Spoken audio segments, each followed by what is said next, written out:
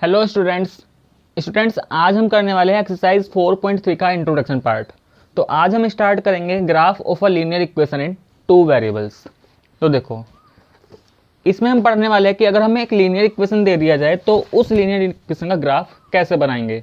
तो यहाँ पर हम एक एग्जाम्पल लेके चल रहे हैं, हम एक लीनियर इक्वेशन लेके चल रहे हैं। सपोज करो x + 2y is equal to क्या है 6। ये हमारी एक इक्वेशन है, हमें क्या करना है, इसका ग्राफ प्लॉट करना है। तो देखो इसके लिए क्या करना होगा, हमें सबसे पहले क्या करेंगे, जो भी लीनियर इक्वेशन गिवन है उसके लिए हमें मिनिमम कितने पॉइंट्स फाइंड करने हैं।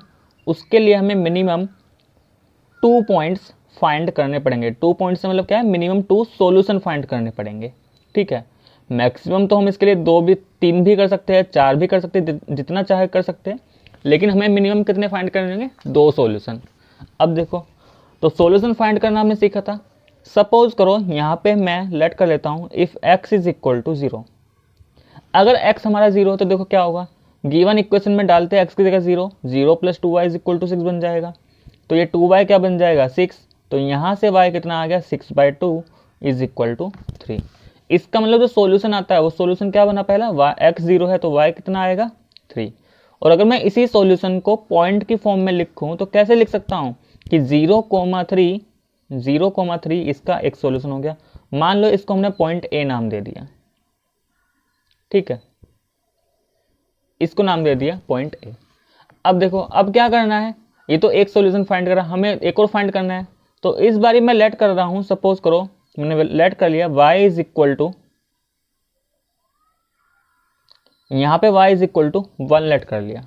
ठीक है, तो देखो ये क्या बनेगा इक्वेशन, x + 2 इंटू y की जगह 1 इज इक्वल टू कितना 6। तो यहाँ से x + 2 किसके बराबर, 6 के बराबर। तो x कितना आ गया 6 - 2 = 4।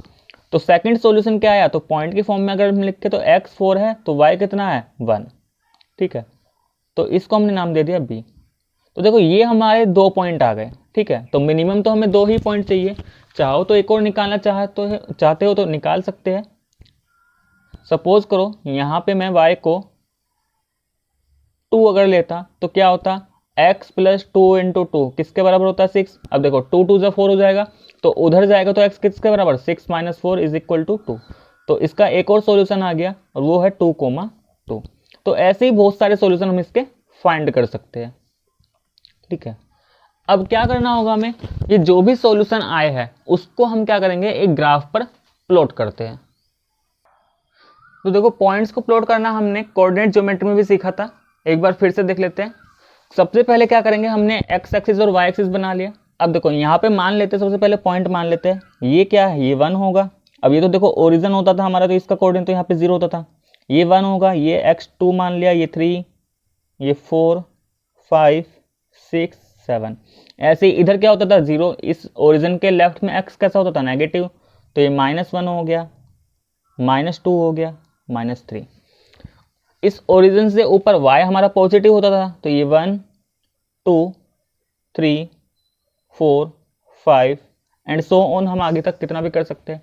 ऐसे ही नीचे ओरिजिन से नीचे y कैसा होता था नेगेटिव, तो -1, -2, -3, -4। अब देखो पहला पॉइंट हमारा क्या आया था, यानी कि पहला सॉल्यूशन आया था हमारा 0,3। तो 0,3 का मतलब है कि x तो 0 होना चाहिए और y क्या 3। तो देखो हमें पता है x 0 कहाँ पे होता है, y एक्सिस पे। तो x 0 और y 3, तो देखो ये जो पॉइंट है ये क्या होगा हमारा पॉइंट A। तो इसके कोऑर्डिनेट क्या हो गए 0,3।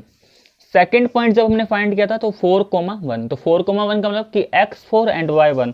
तो देखो x4 कहाँ है, x4 तो ये रहा, ठीक है, और y1 है तो y की तरफ चलते हैं।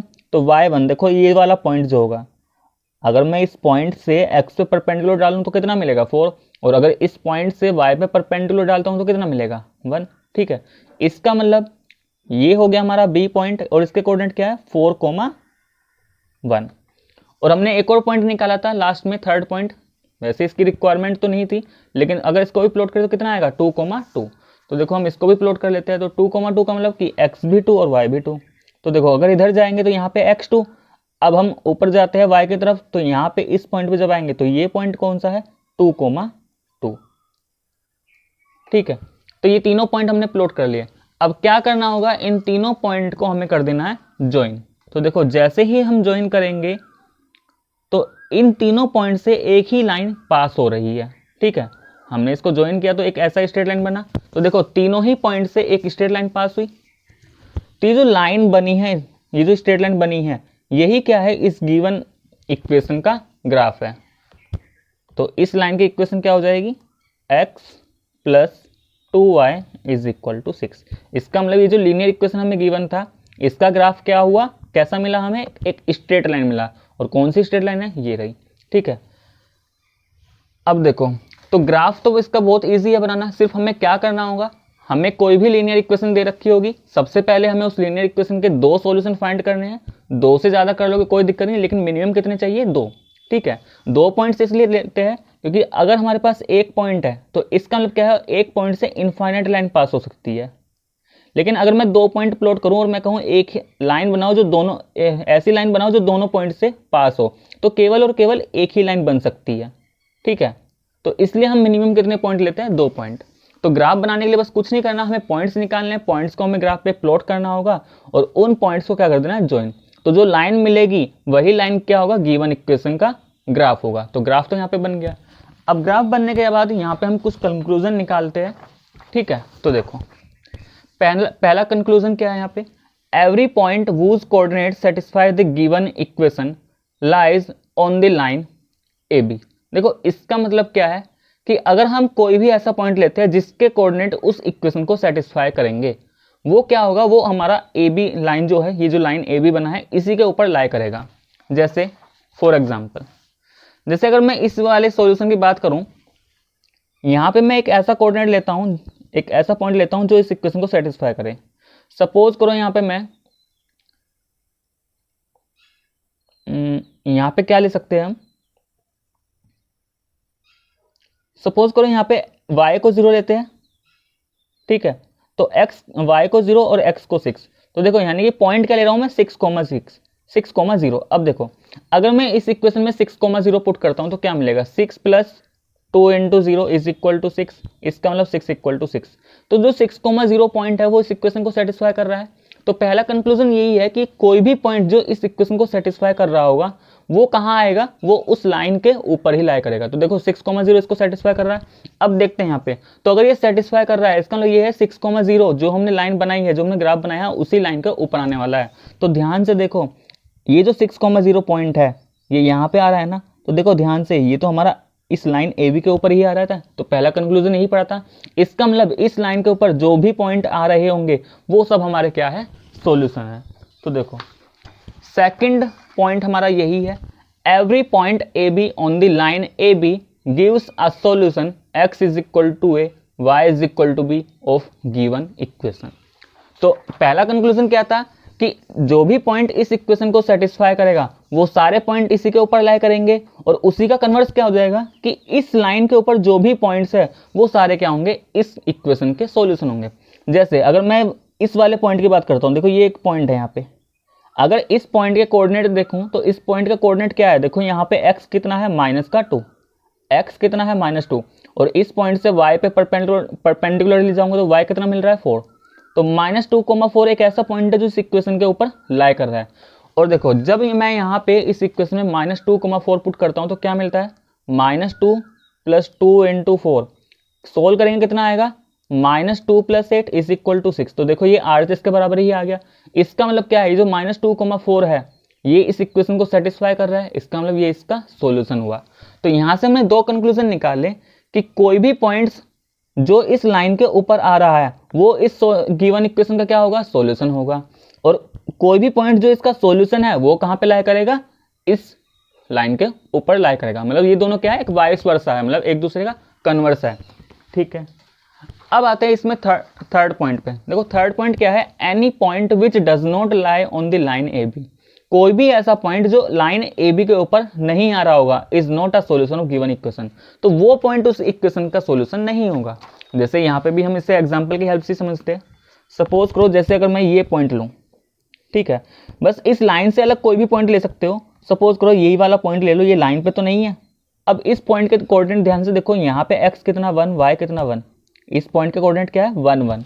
तो अगर मैं यहाँ 1, 1 यहाँ पे सेटिस्फाई कराता हूँ तो देखो अगर मैं इस इक्वेशन में जो गिवन इक्वेशन है यहाँ पे 1, 1 पुट करते तो क्या मिलेगा, 1 + 2 × 1 = 6। तो देखो ये 2 1 जा 2, 2 + 1 कितना हो जाएगा 3, तो 3 = 6। इसका मतलब जैसे ही हमने इस इक्वेशन में 1, 1 पुट किया तो क्या LHS और RHS बराबर आया? तो इसका मतलब बराबर तो नहीं आया। तो इसका मतलब यहाँ से क्या कंक्लूजन निकला कि ये जो 1, 1 है इसका सॉल्यूशन नहीं है। तो थर्ड पॉइंट में हमने यही पढ़ा कि कोई भी ऐसा पॉइंट जो इस लाइन के ऊपर नहीं आ रहा होगा, ठीक है, अब चाहे लाइन से वो थोड़ा सा ही क्यों ना हट जाए, बस लाइन पे अगर नहीं आ रहा होगा तो वो उसका सॉल्यूशन नहीं होगा, ठीक है। तो इसमें हमने यहाँ पे 3 कंक्लूजन पढ़े। अब देखो, अब यहाँ पे एक रिमार्क कि हम ये जो ax + by + c वाली फॉर्म हम पढ़ते थे, इसको हम लीनियर क्यों बोलते थे? तो देखो, the reason that a degree 1 polynomial equation ax + by + c = 0 is called a linear equation. मतलब जिस पॉलिनोमियल का डिग्री 1 होता था उसको हम लीनियर इक्वेशन क्यों बोलते थे? तो इसका रीजन क्या है? बिकॉज क्योंकि जो इसका जियोमेट्रिकल रिप्रेजेंटेशन आता है, जियोमेट्रिकल रिप्रेजेंटेशन मतलब जब हम इसका ग्राफ प्लॉट करते हैं तो वो ग्राफ कैसा मिल रहा है हमें? एक स्ट्रेट लाइन मिल रहा है। तो इस स्ट्रेट लाइन मिलने की वजह से ही हम क्या बोल देते, डिग्री 1 पॉलिनोमियल को क्या नाम दे दिया हमने? लीनियर इक्वेशन बोल दिया। तो देखो जैसे ही हमने ग्राफ प्लॉट किया तो हमें क्या मिला? एक स्ट्रेट लाइन ही तो मिला। तो इसलिए हम डिग्री 1 पॉलिनोमियल को क्या बोलते हैं? लीनियर इक्वेशन बोलते हैं। अब वो लीनियर इक्वेशन इन 1 वेरिएबल भी हो सकता है और वो लीनियर इक्वेशन इन 2 वेरिएबल्स भी हो सकता है, ठीक है। तो यहां तक हमें ग्राफ बनाना आ गया। अब देखो इस पे बेस्ड हम कुछ क्वेश्चंस करते हैं। NCERT example number 5। देखो एग्जांपल नंबर 5 में क्या है? Given the point 1, 2 find the equation of a line on which it lies, how many such equations are there. तो देखो क्वेश्चन में क्या है, हमें एक पॉइंट दे रखा है 1, 2, बोला गया है एक पॉइंट है 1, 2, तो इस पॉइंट के लिए एक ऐसी इक्वेशन हमें बतानी है जिसके ऊपर ये पॉइंट लाई करता होगा, ठीक है। यानी कि हमें एक्स वाई में कुछ इक्वेशन बतानी है जिससे कि उस इक्वेशन का सॉल्यूशन क्या बन जाए? 1, 2। तो देखो ऐसे हम बहुत सारे एग्जांपल लिख सकते हैं। हमें पता है जनरल फॉर्म क्या होती है, ax + by + c = 0। तो इसी फॉर्म में हम क्या लिखेंगे? एक इक्वेशन लिख देंगे। तो देखो जैसे अगर यहाँ पे लिखा जाए x + y - 3 = 0, तो ये इसका एक इक्वेशन, एक रिक्वायर्ड इक्वेशन बन सकता है। कैसे? अगर देखो यहाँ पे x को मैं 1 रखता हूँ, y की जगह 2 रखता हूँ, तो 1 + 2 3 - 3 = 0। इसका मतलब LHS RHS बराबर आ रहा है। इसका मतलब 1, 2 क्या बन गया? इसका सॉल्यूशन। और ऐसी कोई एक ही सॉल्यूशन इक्वेशन नहीं है, ऐसी बहुत सारी इक्वेशंस बन सकती है। सपोज करो यहाँ पे देखो अगर ऐसा लिखा जाए y - x, तो देखो y - x अगर मैं पॉइंट रखता हूँ तो यहाँ पे क्या है? 2 और 1, तो 2 - 1 1, तो y - x = 1। तो ये भी एक लीनियर इक्वेशन है जो इस पॉइंट को क्या करेगी? सेटिस्फाई कर जाएगी। यानी कि ये जो पॉइंट है इस इक्वेशन का भी क्या बन जाएगा? सॉल्यूशन, ठीक है।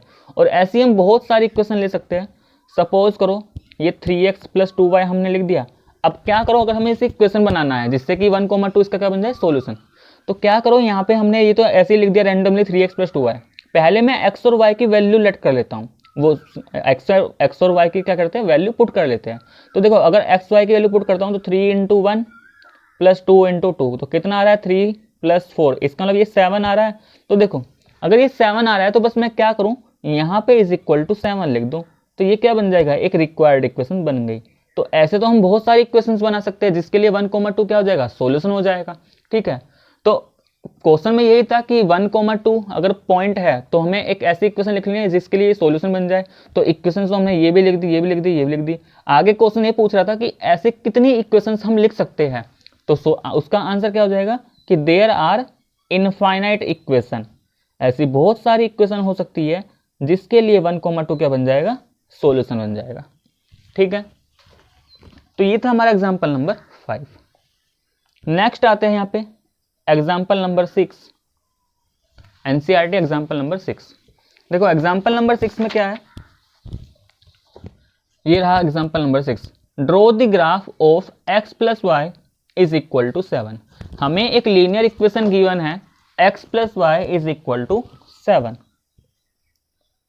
हमें क्या करना है? इस लीनियर इक्वेशन का ग्राफ ड्रॉ करना है।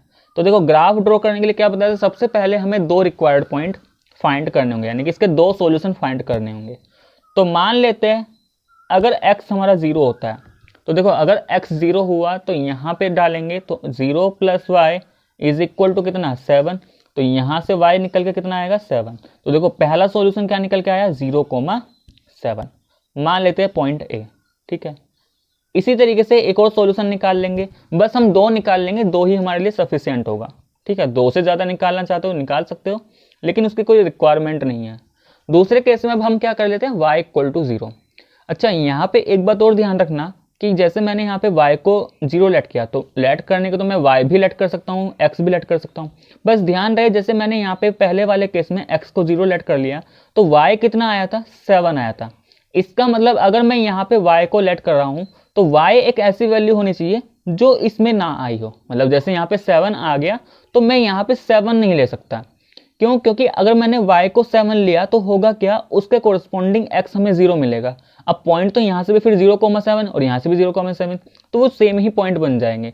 तो जो x और y पहले पॉइंट में आ चुके हैं वो सेकंड में हम यूज नहीं कर सकते, क्योंकि अगर ऐसा करोगे तो वो सेम पॉइंट ही बन जाएंगे।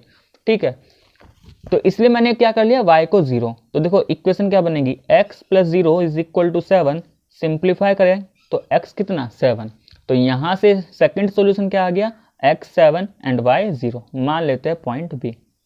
अब क्या करना है, देखो हमें इसका ग्राफ प्लॉट करना है। तो ग्राफ प्लॉट करने के लिए क्या करेंगे, सबसे पहले कोऑर्डिनेट एक्सिस ड्रॉ करेंगे। ठीक है, सबसे पहले कोऑर्डिनेट एक्सिस ड्रॉ की, तो ये हमारी x एक्सिस और y एक्सिस हो गई, ये y एक्सिस हो गई। ठीक है, अब यहाँ पे देखो, यहाँ पे y मैक्सिमम कहाँ तक जा रहा है, 7 तक, और x मैक्सिमम कहाँ तक जा रहा है, 7 तक। तो यहाँ पे 7 तक हम पॉइंट मार्क कर लेते हैं। ठीक है, अगर हम ग्राफ पे करेंगे तो ज़्यादा क्लियर हो जाएगा।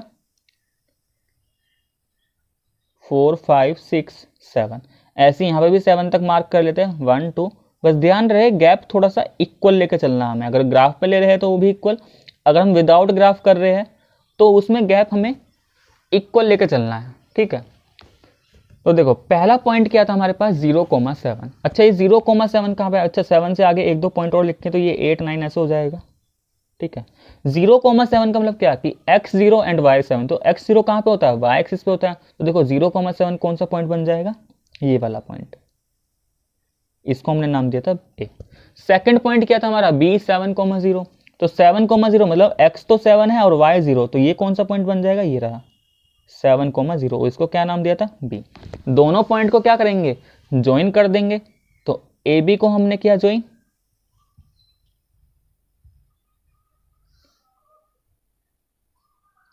और इधर दोनों तरफ एरो लगा देंगे, क्योंकि ये जो लाइन बनेगी ये क्या है, एक लाइन है। और लाइन क्या होता है, इनफाइनाइट डायरेक्शन में हम उसे एक्सटेंड कर सकते हैं, इसलिए एरो उसमें लगा देंगे।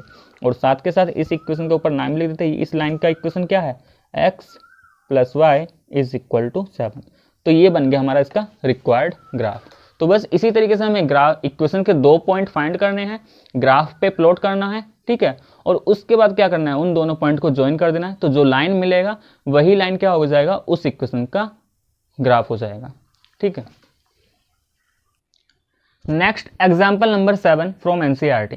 देखो एग्जाम्पल नंबर 7 क्या है, you know that the force applied on a body is directly proportional to the acceleration. देखो हमें पता है, हमने साइंस में पढ़ा है ये, कि जो फोर्स होता है वो डायरेक्टली किसके प्रोपोर्शनल होता है, एक्सीलरेशन के। और कैसा प्रोपोर्शनल है, डायरेक्टली। तो देखो इसको अभी समझाते हैं, आगे क्या लिखा है इसमें, right an equation two express this situation and plot the graph of the equation. तो देखो सबसे पहले क्वेश्चन को समझते हैं, क्वेश्चन में क्या है। देखो हमने फिजिक्स में पढ़ा था कि जो फोर्स होता है प्रोपोर्शनल होता है। कैसा प्रोपोर्शनल, डायरेक्टली प्रोपोर्शनल किसके होता है, एक्सीलरेशन के। इसका मतलब अगर हमारा एक्सीलरेशन बढ़ेगा तो उसके साथ साथ क्या होगा, फोर्स भी हमारा बढ़ता है। तो डायरेक्टली प्रोपोर्शनल का मतलब क्या है कि अगर एक्सीलरेशन इंक्रीज होगा तो फोर्स भी इंक्रीज हो जाएगा, एक्सीलरेशन डिक्रीज हुआ तो फोर्स भी डिक्रीज हो जाएगा। ठीक है, एक होता है इनवर्सली प्रोपोर्शनल, एक क्या होता है, एक तो डायरेक्टली प्रोपोर्शनल होता है, एक इनवर्सली प्रोपोर्शनल। इनवर्सली प्रोपोर्शनल में उल्टा होता है कि अगर एक क्वांटिटी बढ़ रही है, एक बढ़ रही है तो दूसरी घटेगी, अगर ये बढ़ रही है तो इधर वाली घट जाएगी। ठीक है, तो हमें यहाँ पे दे रखा है कि जो फोर्स है डायरेक्टली प्रोपोर्शनल टू एक्सीलरेशन। अब देखो अगर हम फोर्स को F से रिप्रेजेंट करते हैं, एक्सीलरेशन को A से, तो F किसके प्रोपोर्शनल है, A के। और जैसे ही प्रोपोर्शनली का साइन हटता है तो यहाँ पे एक कांस्टेंट आ जाता है KA। मान लेते वो कांस्टेंट क्या है, तो K क्या है, यहाँ पे एक कांस्टेंट हमने लिया। ठीक है, अब बोला गया है कि जो F = KA बना, इस इक्वेशन का हमें ग्राफ प्लॉट करना है। तो देखो मान लेते हैं हम यहाँ पे, मान लेते हैं कि जो F है हमारा फोर्स, वो हमारा y यूनिट है सपोज करो, ठीक है, और जो एक्सेलरेशन है वो हमने मान लिया x unit. y and x इसलिए मान लिया क्योंकि जब हम कोऑर्डिनेट ज्योमेट्री प्लॉट करते हैं तो वहां पे हम x एक्सिस और y एक्सिस लेते हैं, ठीक है, तो इसलिए फोर्स को हमने y यूनिट लेट कर लिया और एक्सेलरेशन को x यूनिट। तो देखो ये जो इक्वेशन आई थी ये क्या बन जाएगी, y is equal to K x. अब अभी तक हम y equal to K x का ग्राफ प्लॉट नहीं कर सकते, वो इसलिए क्योंकि यहाँ पे जो k कांस्टेंट है वो एक फिक्स्ड वैल्यू नहीं है। ये भाई ये k1 भी हो सकता है, ये k2 भी हो सकता है, 3 भी हो सकता है, 4 भी हो सकता है, तो इसलिए यहाँ पे हम k का वैल्यू भी कुछ भी लेट कर लेंगे। तो सपोज करो हम लेट कर लेते हैं let k is equal to 2, वो इसलिए k2 लेट करने से इक्वेशन क्या बन जाएगी, y 2x के बराबर बन जाएगा। तो अब यहाँ से इसका एक एक्यूरेट ग्राफ प्लॉट कर सकते हैं। अगर तुम एनसीईआरटी का एग्जांपल देखो तो यहाँ पे हम उसने k की वैल्यू 3 लिया है, तो k का वैल्यू ऐसा कुछ नहीं है। जब हम लेट कर रहे हैं तो हम अपनी तरफ से कुछ भी लेट कर सकते हैं। बुक में 3 ले रखा है, मैंने 2 लिया, तुम चाहो 4 ले सकते हो, 5 ले सकते हो, कुछ भी ले सकते हो। तो बस क्या करना है, अब तो हमें एक लीनियर इक्वेशन मिल गई, बस अब इसके लिए 2 सॉल्यूशन फाइंड करने हैं और दोनों सॉल्यूशन को फाइंड करने के बाद क्या करेंगे, ग्राफ इसका ड्रॉ कर लेंगे। तो देखो इक्वेशन हमारी क्या बन गई थी, y is equal to 2x। तो देखो 2 सॉल्यूशन फाइंड कर लेते हैं, मान लेते हैं x इज इक्वल टू 0। तो देखो अगर x 0 तो y क्या बन जाएगा, y इज 2 इंटू 0, तो y भी क्या 0। तो पहला सॉल्यूशन क्या आ गया इसके लिए 0,0, मान लेते हैं पॉइंट a, इसको हमने नाम दे दिया। एक और सॉल्यूशन निकालते हैं। अब देखो यहाँ पे क्योंकि y 0 आ चुका ना, तो अगर मैं यहाँ पे y को लेट कर रहा हूँ तो y को 0 लेट नहीं करूंगा और x को भी लेट कर रहा हूँ तो 0 लेट नहीं कर सकता। तो सपोज करो 1 लेट कर लेते हैं, तो y क्या बन जाएगा, 2 इंटू 1 इज इक्वल टू 2। तो सेकंड पॉइंट क्या आ गया, सेकंड सॉल्यूशन 1,2। तो इसको हमने नाम दे दिया पॉइंट बी। बस अब क्या करना है, हमें कोऑर्डिनेट एक्सिस बनाने हैं। ये बन गए हमारे कोऑर्डिनेट एक्सिस, तो ये x डैश नाम दे दिया, इसको हमने y डैश नाम दे दिया। ये हमारा ओरिजिन होता है। यहाँ पे पॉइंट मार्क कर दिए 1 2 3 4, यहाँ पे भी कुछ पॉइंट मार्क कर दिए 1 2 3। इधर भी अगर नेगेटिव में लिखना चाहते हो तो लिख सकते हैं 1-2 पॉइंट, ठीक है। बाकी क्योंकि कोई भी पॉइंट नेगेटिव में नहीं है तो रिक्वायरमेंट तो नहीं है। तो देखो पहला पॉइंट क्या था 0,0, तो 0,0 का मतलब तो यही हुआ कि ओरिजिन है, x भी 0 y भी 0, तो ये पॉइंट हो जाएगा हमारा a 0,0। दूसरा पॉइंट क्या आया, दूसरा सोल्यूशन क्या मिला 1,2। तो देखो 1,2 का मतलब x1, तो देखो x1 ये रहा, ठीक है। अब x1 से हमें जाना है y2 पे, तो बस 1 से क्या करना है ऊपर की तरफ, यानी कि y एक्सिस के पैरेलल चलते रहो, कहाँ तक, जहां तक y2 ना मिल जाए। तो देखो ये मिल गया। तो पहले x को फिक्स कर लो, x कहाँ है, जैसे x1 था तो x1 पे आ गए। अब 1 से y के पैरेलल चलते रहो, कहाँ तक, जब तक y2 ना आ जाए। सपोज करो पॉइंट होता 2,3, कैसे प्लॉट करते, x2 ये रहा, और फिर y क्या है 3, तो 2 से y के पैरेलल चलते रहो, कब तक, जब तक y3 ना मिल जाए। तो यहाँ पे आ जाता, ठीक है। तो अभी तो पॉइंट क्या है हमारे पास 1,2, तो पॉइंट बी 1,2। क्या कर देना है, जो भी 2 पॉइंट्स आए हैं a एंड b, दोनों को ज्वाइन करो, ज्वाइन कर दिया। अब क्योंकि ये लाइन सेगमेंट नहीं है, ये क्या है, एक लाइन मिलती है, तो इसको थोड़ा एक्सटेंड कर देंगे दोनों तरफ, और दोनों तरफ क्या लगा देंगे एरो। इसका मतलब क्या है, ये एक लाइन है, ठीक है। तो ये क्या बन गया, ये जो इक्वेशन हमने निकाली थी y इक्वल टू 2x, ये बन गया इसका ग्राफ। तो बस इसी तरीके से हमें ये एग्जांपल नंबर 7 करना था, ठीक है। तो ये हमने क्या करा, उसमें फोर्स एंड एक्सीलरेशन में एक रिलेशनशिप दिखा दिया कि ये जो लाइन है यही फोर्स एंड एक्सीलरेशन को क्या कर रही है, रिप्रेजेंट कर रही है। लेकिन कब, जब k की वैल्यू 2 हो, क्योंकि हमने यहाँ पे जो k था वो हमने अपनी तरफ से लेट किया था ना 2। अगर यहाँ पे k3 लेंगे तो जो लाइन आएगी वो ओरिजिन से तो पास होंगी, बस वो थोड़ा डिफरेंट आएगी। वो हो सकता है इस तरीके से आ जाए या हो सकता है इस तरीके से आ जाए, ठीक है। तो वो थोड़ा ग्राफ चेंज हो जाएगा, लेकिन करने का तरीका उसका भी ऐसे ही होगा। Next example number 8। अच्छा, एग्जाम्पल नंबर 8 से देखो यहाँ पे एक रिमार्क भी पढ़ लेते हैं साथ के साथ। The graph of the equation of the form y equal to kx is a line which always through the origin. इसका मतलब क्या है कि अगर y इक्वल टू kx वाली कोई भी इक्वेशन हमें दे रखी है, यानी कि सीधे सीधे कहे अगर उसमें कांस्टेंट क्या बन जाए, कांस्टेंट वाला पार्ट बिल्कुल 0 बन जाए, तो उस वाली इक्वेशन अगर कांस्टेंट पूरा क्या हो जाए 0 हो जाए। तो देखो ये y इक्वल टू kx में कांस्टेंट तो कुछ है ही नहीं, तो अगर y इक्वल टू kx वाली फॉर्म है यानी कि कांस्टेंट 0 हो जाए, तो उस लाइन का जो ग्राफ आएगा हमेशा कहाँ से पास करेगा, ओरिजिन से पास करेगा। क्योंकि ओरिजिन क्या है, ओरिजिन के कोऑर्डिनेट क्या होते हैं 0,0। तो देखो अगर 0,0 रखता हूँ तो 0 इज इक्वल टू 0 सेटिस्फाई कर रहा है, तो इसका मतलब वो लाइन कहाँ से पास करेगी, ओरिजिन से पास करेगी। ठीक है, तो एक छोटा सा पॉइंट था, ये याद रखने वाली बात है, तो इसको हम याद रख सकते हैं। ठीक है, कई बार इस पे 1 मार्क्स का क्वेश्चन बन सकता है कि graph of y equal to K X is passing through 0, लिखा सकता है ओरिजन, या कुछ पॉइंट लिखा सकते हैं 1, 2, 2, 3। तो बस सीधे अगर y equal to K x वाली फॉर्म है तो सीधे सीधे क्या टिक कर देना, बस ओरिजन। ठीक है, आते हैं नेक्स्ट एग्जाम्पल नंबर 8 पे। देखो एग्जाम्पल नंबर 8 में क्या है, for each of the graph given in figure 4.5। देखो 4.5 में यहाँ पे हमें 3 ग्राफ दे रखे हैं। ठीक है, इस तरीके से, तो क्या है, given in figure 4.5 select the equation whose graph it is from the choice given. तो देखो जैसे ये ए पार्ट है, ए पार्ट दे रखा है ये फिगर 4. इसके लिए, इस वाली फिगर के लिए, तो ये हमें ग्राफ दे रखा है, तो हमें बताना है कि इस ग्राफ के लिए इन 4 इक्वेशंस में से कौन सा इक्वेशन करेक्ट है। तो देखो इसका मतलब क्या है कि अभी हमने बात करी थी भाई, ग्राफ तो हम यहाँ पे दे रखा है, अभी हमने पढ़ा था कि इस ग्राफ के ऊपर, जैसे ये ग्राफ है, ये वाली लाइन दे रखी है, इस लाइन के ऊपर जितने भी पॉइंट्स होंगे वो इसकी इक्वेशन के क्या होंगे, सॉल्यूशन होंगे। तो हम क्या करेंगे, बारी बारी से यहाँ पे जितने भी पॉइंट्स आ रहे हैं वो यहाँ पे उठाएंगे और उन्हें एक एक इक्वेशन में डालते चलेंगे। जिस भी इक्वेशन को सारे पॉइंट सेटिस्फाई कर रहे होंगे वही क्या होगा, हमारा रिक्वायर्ड इक्वेशन होगा। ठीक है, जैसे यहाँ पे हम पहला पार्ट लेते हैं, पहले पार्ट में हमें 4 ऑप्शन दे रखे हैं, एक तो x + y 0, ठीक है, दूसरा दे रखा y = 2x, तीसरा दे रखा है हमें y = x, और चौथा यहाँ पे दे रखा है इसमें y = 2x + 1। तो इन चारों में से कोई ही एक सॉल्यूशन हो, एक ही रिक्वायर्ड इक्वेशन होगी। तो देखो जैसे यहाँ पे पहला पॉइंट हमने ऊपर की तरफ से लिया, इसके लिए 1,2, पहला पॉइंट के लिए 1,2। अब देखो अगर ये 1,2 इसका सॉल्यूशन हुआ तो उसको सेटिस्फाई करेगा। तो यहाँ पे डाल के देखते हैं भाई, अगर यहाँ पे डालते हैं तो 1 + 2 = 0, तो क्या 1 + 2 = 0 मिलेगा? इसका मतलब ये इसका सॉल्यूशन नहीं है। ठीक है, क्योंकि अगर डालोगे तो ये कितना मिलेगा, 3 = 0, तो ये तो सॉल्यूशन नहीं हुआ। ठीक है, अच्छा y = 2x में क्या 1,2 सेटिस्फाई करेगा? तो देखो x को 1 डालोगे और y को 2, तो 2 = 2, इसका मतलब इसका सॉल्यूशन बन गया। 1,2 अगर यहाँ पे डालोगे तो यहाँ पे क्या मिलेगा, 1 = 2, ये भी सॉल्यूशन नहीं है। यहाँ पे डालेंगे क्या मिलेगा, तो y को डालते हैं 2 और इसको डालते हैं 1, तो देखो इधर 2 1 2 + 3, इधर तो 3 आ जाएगा, इधर 2, इसका भी सॉल्यूशन नहीं बन पाया। तो देखो अगर ये 1,2 सॉल्यूशन है, यहाँ पे नहीं हुआ, यहाँ पे नहीं हुआ, केवल यहाँ पे हुआ। अब देखो अब हम जब 0,0, तो इसका मतलब तो ये हुआ कि भाई 1,2 अगर इस इक्वेशन का सॉल्यूशन नहीं है तो ये इक्वेशन तो पॉसिबल ही नहीं है, क्योंकि यहाँ पे जैसे 3 पॉइंट्स हमें दिखाई दे रहे हैं, एक तो 1,2, 0,0, -1 -2। ठीक है, तो हो सकता है कोई इक्वेशन 0,0 पे 2 इक्वेशन सेटिस्फाई हो जाए, लेकिन सॉल्यूशन क्या होगा, जिसमें तीनों पॉइंट सेटिस्फाई कर जाए ना, वही हमारा सॉल्यूशन हो सकता है।